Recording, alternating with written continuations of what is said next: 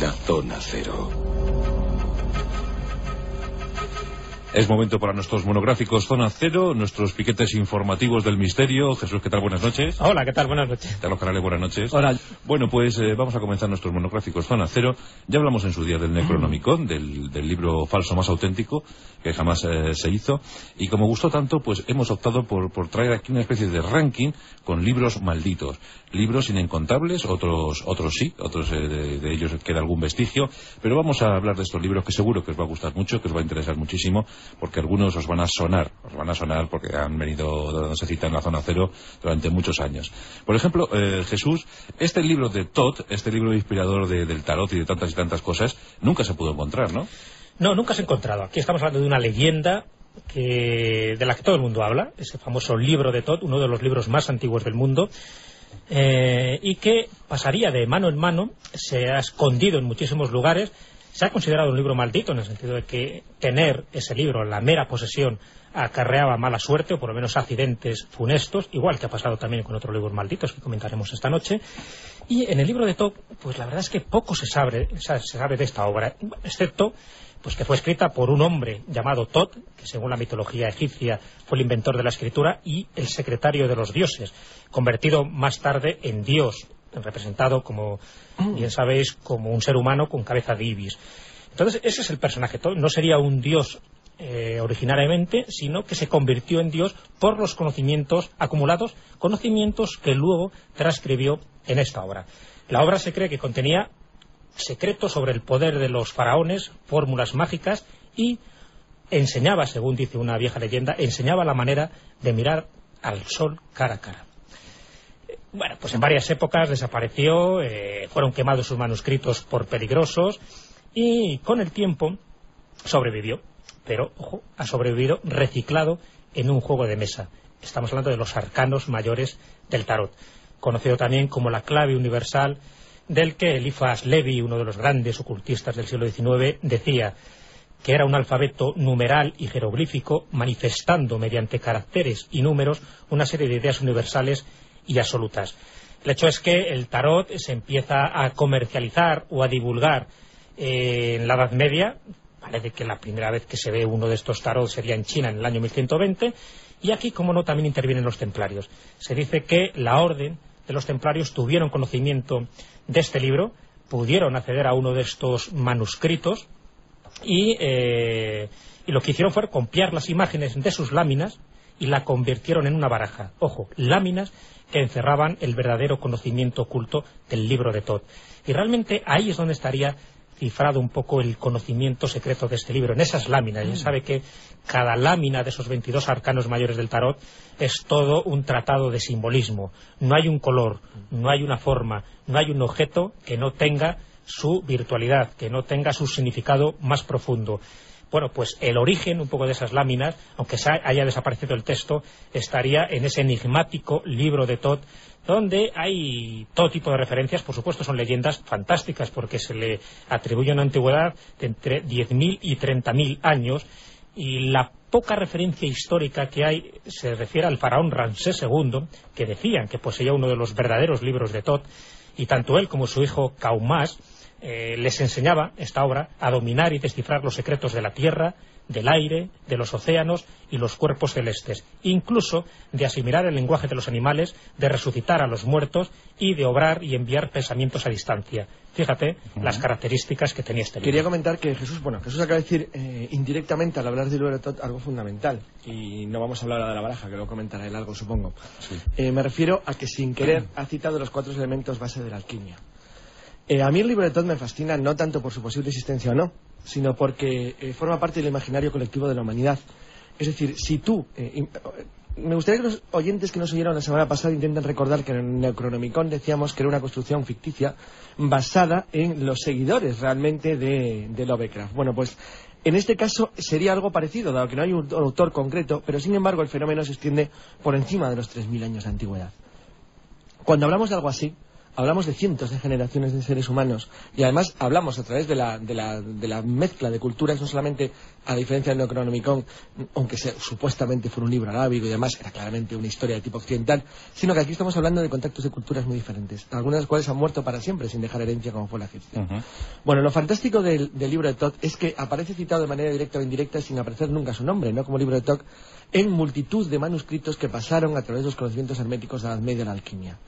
En el año 300 antes de Jesucristo, es decir, cuando el Imperio Romano todavía no dominaba Egipto, justo en el comienzo de la época tolemaica, es decir, cuando la cultura egipcia es heredada por los macedonios que habían ocupado el delta y que eran sucesores de Alejandro Magno, apareció a través del nombre de Hermes Trismegisto, convertido con otro nombre diferente. Bueno, pues existe un texto, el Asclepius, en latín, que hace una referencia, no al libro de Thoth como tal, pero todos los autores han dicho que la referencia es al libro de Thoth, que decía: nuestros antepasados construyeron estatuas y mediante un libro desconocido y de una sabiduría inexplicable lograron establecer contacto con la civilización que los precedió, y estos le enseñaron a crear almas. Luego las estatuas sin vida se convirtieron en sus grandes dioses.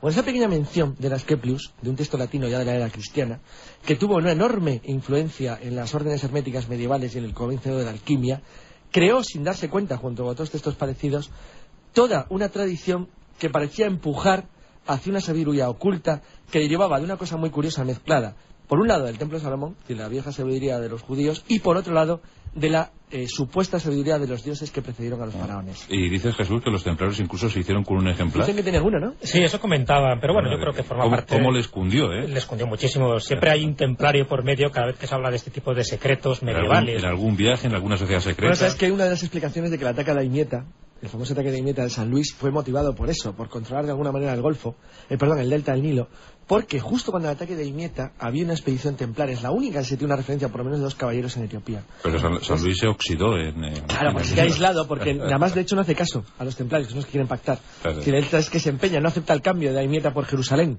de esta especie de chulería francesa medieval, que luego acabó como acabó. Sí, pero yo estoy seguro que esta referencia a los templarios es apócrifa, porque, como bien sabéis, cada vez que hablamos de uno de estos misterios, se asocia a los templarios o bien su posesión o bien su distribución en círculos muy cerrados, en círculos muy herméticos. Cuando hemos hablado de la Arca de la Alianza, se ha dicho que lo tuvieron los templarios y que eso fue un poco el objetivo de que en el año 1118 pues se creara, ¿no?, esta orden alrededor del antiguo templo de Salomón. Cuando se habla del Grial, pues como no, también los templarios y los cátaros estuvieron en posesión de ese enigmático Grial con las 1000 formas que tiene, y una de ellas sería la copa de la última cena. Y cuando se habla de cualquier otro objeto que tiene que ver incluso con lo sagrado, con la sacralidad, como era la lanza de Longinos, pues también aparecen los templarios. Entonces, ¿cómo no, en un libro tan misterioso, en un libro de esos arcanos que nos hunde un poco en la sabiduría más profunda del universo, pues no iban a estar los templarios por medio? Pero yo creo que es una referencia totalmente apócrifa por una razón,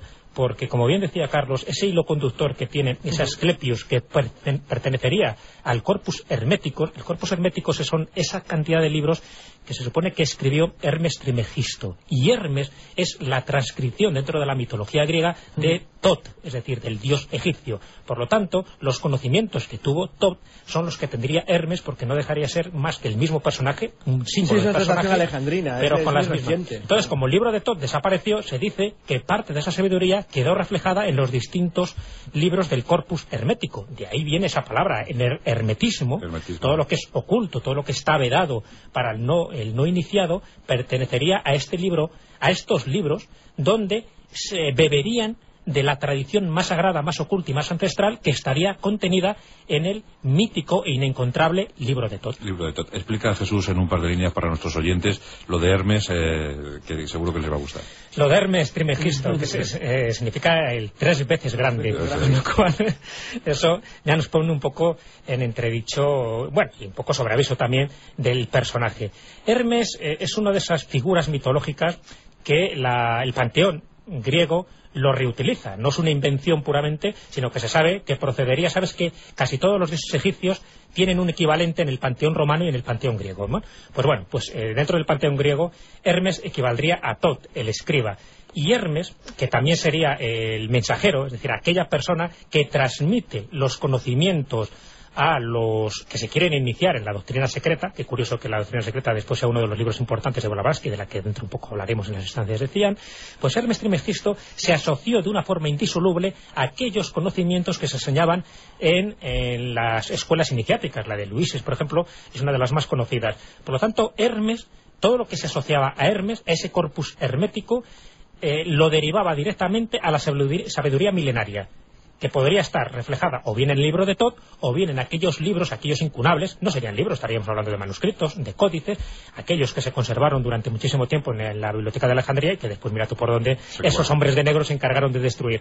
Así que Hermes es una figura apasionante porque en sí no sería un personaje, sería todo un símbolo, sería todo un colectivo, ojo con esto, no sería una persona, yo creo que ese es el error de transcripción, y siempre se está asociando a lo hermético, a las escuelas de sabiduría, ojo, a las escuelas de ocultismo y a las escuelas de iniciación. Aquel que era iniciado en una escuela hermética tenía el conocimiento de lo visible, de lo invisible, es decir, de los conocimientos de la Tierra, de los océanos y de los planetas, porque el conocimiento astronómico era más importante de lo que se pensaba. Pues esto en cuanto al libro de Tot, pero tenemos otros bestsellers. Aquí tenemos a Carlos Canales, que tiene una obra auténtica, es Las estancias de Xi'an. ¿A ti te encanta esto?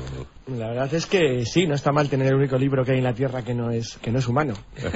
La verdad es que siempre es importante. No te creas, humano. Mucho. ¿Es verdad, Carlos, que Lovecraft se inspira en las estancias para su Necronomicon? Sí, dicen que sí. Bueno, de hecho las cita, las estancias de Xi'an. Las cita además con el nombre con el que se los conoce ahora mismo, porque el nombre es del siglo XX y ahora contaremos un poquito la historia, es más reciente que su origen. Sí, hay muchos puntos en común. Hay muchos puntos en común, sobre todo por la obsesión que tenía Lovecraft, como hablábamos otro día al citar el Necronomicon, de los antiguos, los seres que habían gobernado la Tierra antes de que los seres humanos, millones de años antes de que los seres humanos incluso tuviéramos forma y presencia en el planeta. Las estancias de Xi'an es interesante porque existe o no exista, y nadie lo ha visto, salvo quien dice haberlo tenido, no se hizo en la Tierra sino en Venus. Lo cual lo deja ser un ISBN interesante para cualquier librero intentar buscarlo.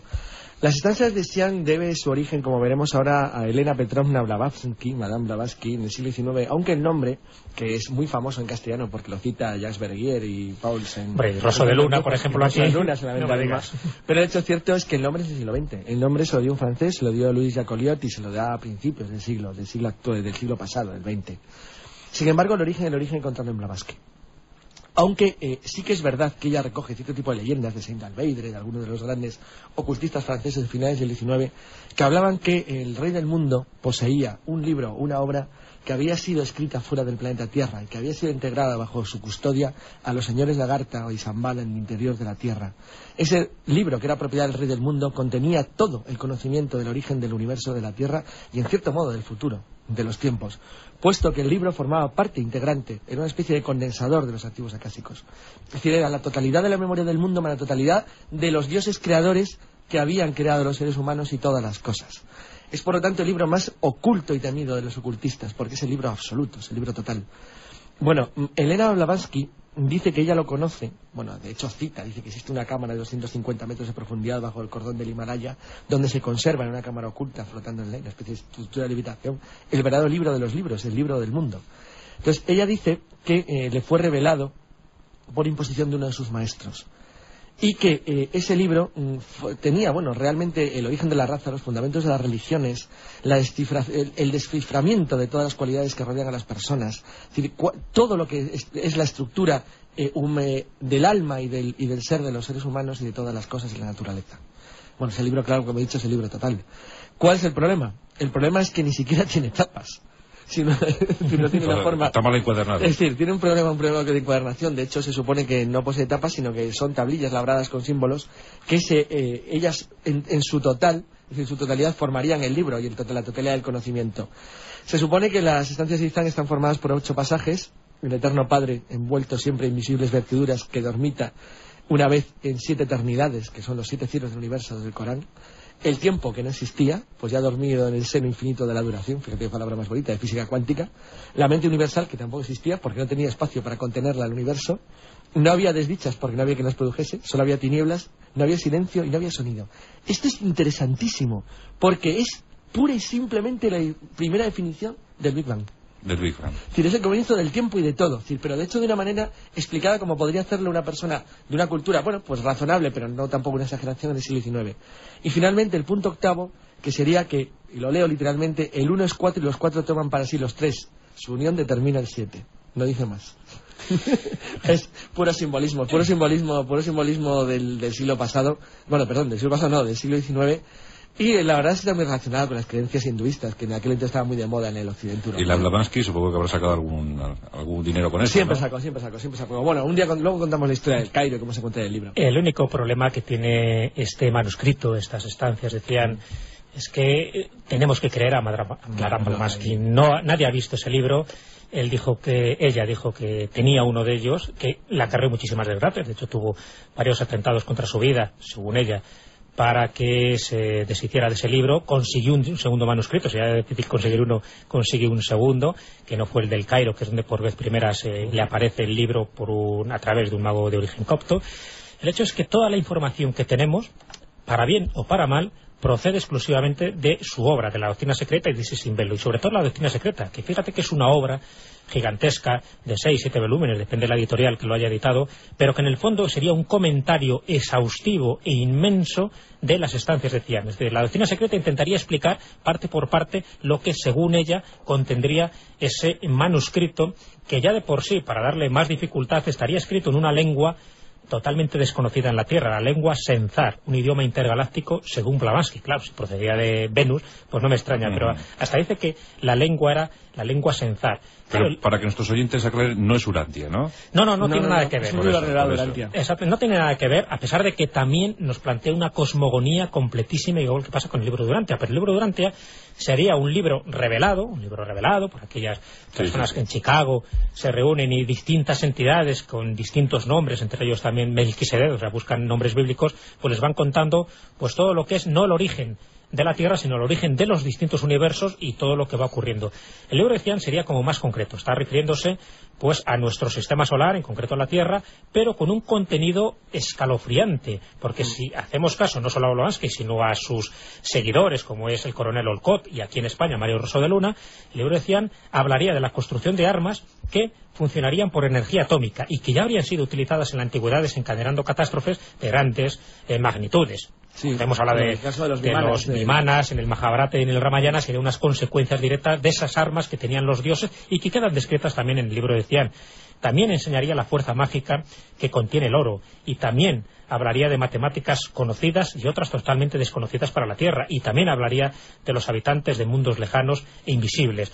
Para algunos investigadores, como Robert Turner, esas estancias de Cian estarían relacionadas con el origen del Necronomicon, y no le falta razón, porque se sabe que Lovecraft se inspira directamente para recrear todos los mitos de Chulu, no solo en estas estancias de Cian, que él por lo menos leyó, no sé si conocía en profundidad, yo creo que sí, pero también hace referencia al libro de Thoth y también hace referencia a la poligrafía de Tritemius, que también era uno de esos personajes curiosísimos que conocía la criptografía.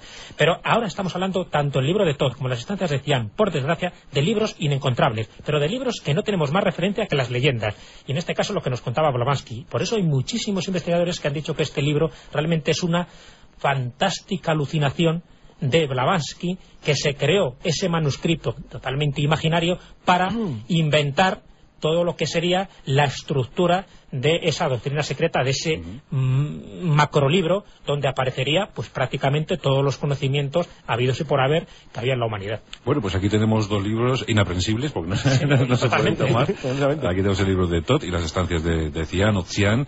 Bueno, pues supongo que eso os ha interesado. Pero bueno, yo creo que nuestros voraces oyentes, Carlos... Yo creo que tocar uno de verdad. Hay que tocar uno de verdad. No sé, ¿se os ocurre algo? Pues sí, ¿qué os parece el manuscrito de Voynich? Venga, pues está muy bien. Pues el manuscrito de Voynich existe. Solo hay un pequeño problema, que nadie consigue descifrarlo.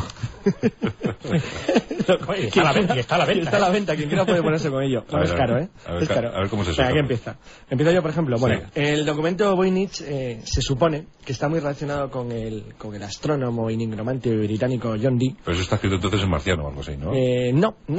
Ahora veremos que no exactamente en marciano, pero desde luego constituye en sí mismo un enigma que ha apasionado a los matemáticos desde hace siglos y que además no consigue tener solución. Bueno, quien quiera puede intentarlo porque está en Internet. El manuscrito de Voynich es, lo que es la información de contenidos de dominio público y puede ser leído sin ningún problema.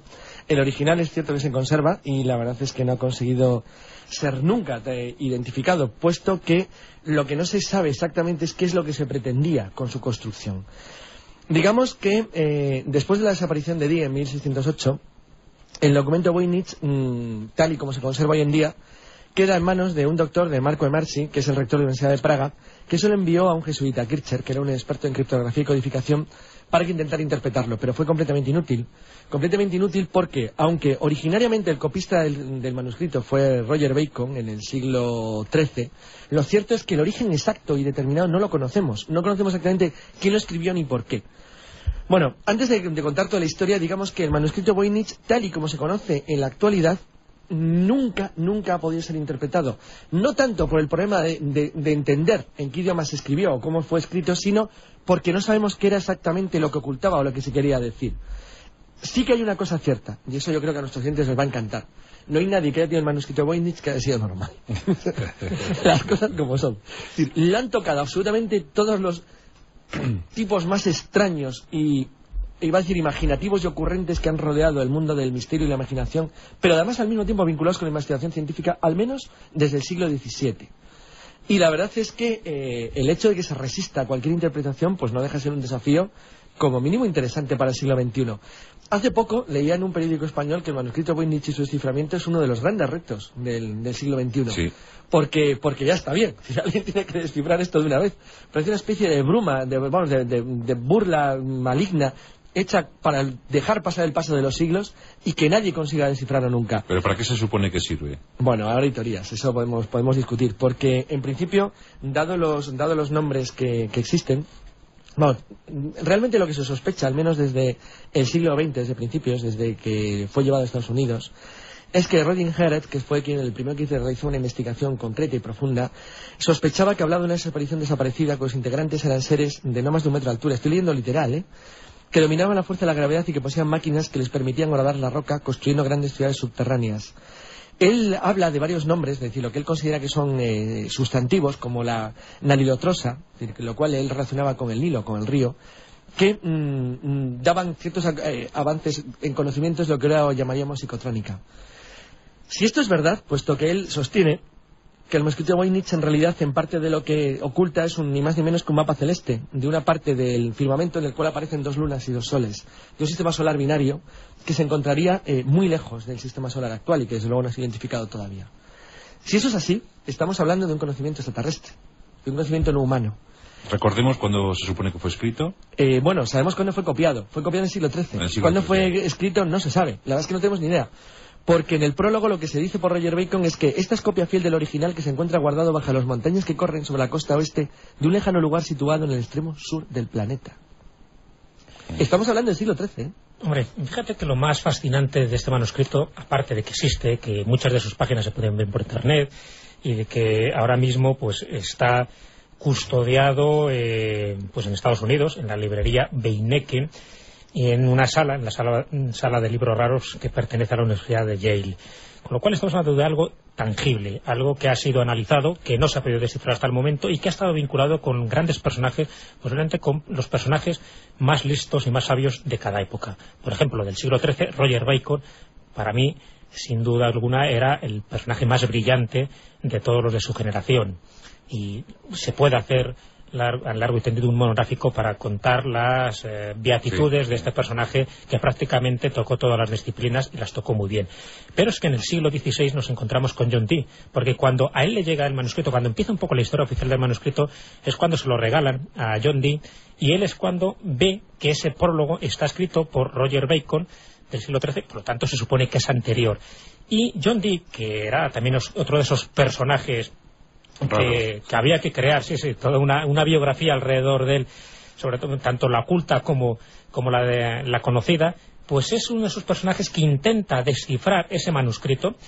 Se sabe que es un manuscrito en lenguaje criptográfico, una especie de código secreto que se utilizaba un alfabeto desconocido, y John Dee intenta descifrarlo, no lo consigue, pero dice algo bastante significativo, y es que contenía los secretos de los mundos olvidados y subyacentes. Estamos hablando de un manuscrito de 235 páginas, de pergamino, sin portada, y cada una de las hojas está pintada de un color diferente y con distintas secciones. Y se sabe que son las secciones que tratan de estos temas que voy a decir por las ilustraciones, no tanto por el texto, que todavía es indescifrable. Se sabe que habla de botánica, se sabe que habla de astronomía, de biología y anatomía, de cosmología, de alquimia, incluso hay un recetario al final. Es decir, estamos hablando de un libro donde puede hablar de muchísimas cosas, o puede ser que a lo mejor sea una gran patraña, algo que no sirve para nada y que estamos mareando la perdiz, o puede que sea, como dice una ocultista de Nueva York, Eugenia Masser Story, que podemos estar ante una especie de grimorio al que hay que dejar en paz. Según ella, es posible que los creadores de este documento hayan utilizado una especie de geometría cabalística, y descifrar el texto original podría liberar una fuerza negativa que más vale dejar. Yo quería contar una cosa, bueno, hay que defender un poquito el misterio, que de vez en cuando es divertido, sí. Y es la historia de los grandes investigadores manuscrito de Voynich. Rodin-Gareth, que yo le he citado antes, hizo la investigación en el año 1916, al poco de llegar el manuscrito de Voynich a los Estados Unidos, pero no continuó mucho, porque desapareció el 22 de enero de 1917 sin dejar rastro. Cuando la policía llegó a su casa, la pipa humeaba, como en la desaparición del Mar y Celeste. No había nada, se había ido, nunca volvió, jamás. Simplemente se conservaba una cosa. El libro estaba abierto en una hoja en la cual aparecían los planos de una supuesta máquina que él había retocado para ver a qué se parecía. La verdad es que con ello, él en una hoja aparte había hecho una especie de pequeño modelo a escala de lo que aparentemente estaba intentando descifrar del manuscrito Voynich. La verdad es que se ha tardado mucho en saber lo que era, porque a lo que se parece es a un Concorde. A un Concorde. Sí, a un avión. El documento... A un avión de alas delta. Bueno.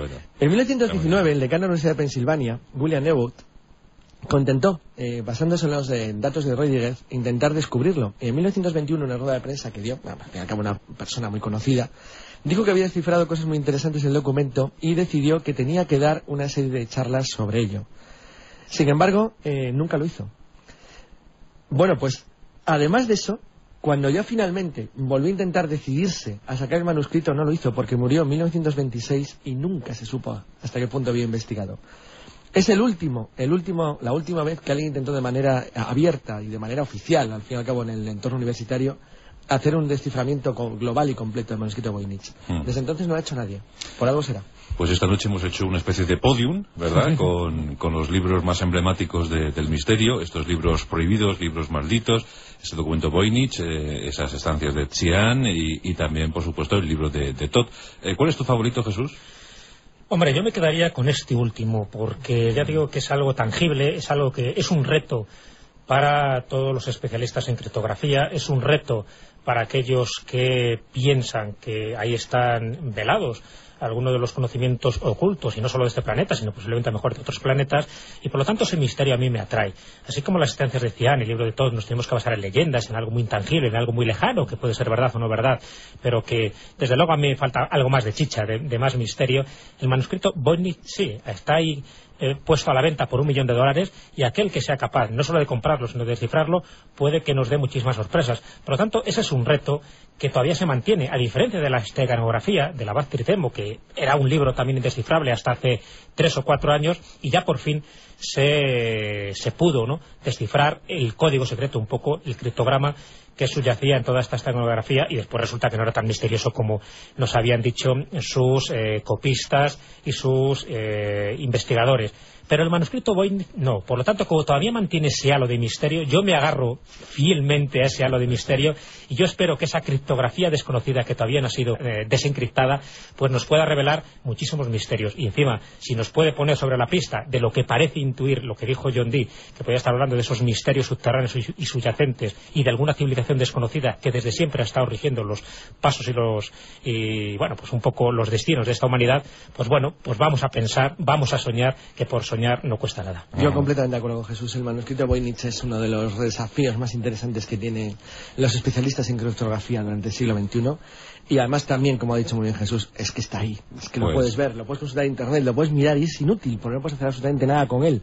Pero además tiene tal cantidad de leyendas en torno suyo, y es tan interesante la gente que se ha ocupado de él, que constituye verdaderamente un auténtico desafío a la ciencia, a la inteligencia humana y bueno, y a la razón. Vamos a ver por dónde va la cosa. Pues hoy nuestros queridos Jesús Callejo y Carlos Canales nos han ofrecido el podium del misterio literario, nada más y nada menos, con el manuscrito Voynich en la cima de este podium.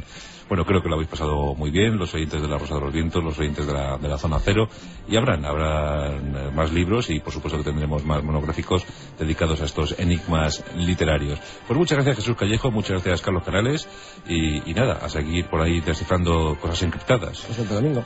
Pues nada, voy a ver si ya quemo el último ejemplar del manuscrito Voynich para que siga siendo un misterio mayor. Muy bien.